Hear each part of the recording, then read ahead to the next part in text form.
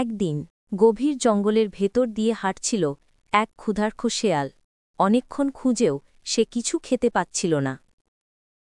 শেয়াল পেট চেপে ধরে ক্লান্ত ভঙ্গিতে হাঁটছে। শেয়াল নিজের সাথে, আহ, কি ক্ষুধা লাগছে, পেটে যেন আগুন জ্বলছে, যদি কিছু খেতে পেতাম। হঠাৎ চোখে পড়ে আঙ্গুরের থোকা। শেয়ালের চোখ জ্বলে ওঠে।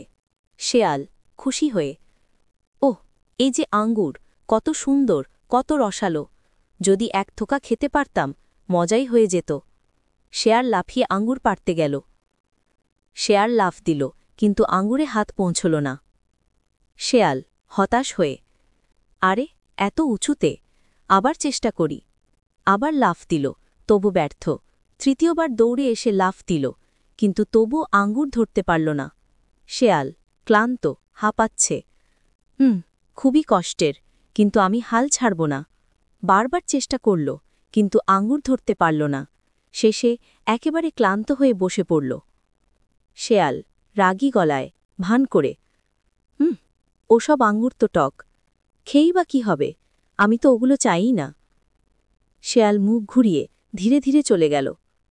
এভাবেই ক্ষুধার্ত শেয়াল খালি পেটেই ফিরে গেল। মরাল, যা পাওয়া যায় না, মানুষ প্রায়ই সেটাকেই তুচ্ছ করে।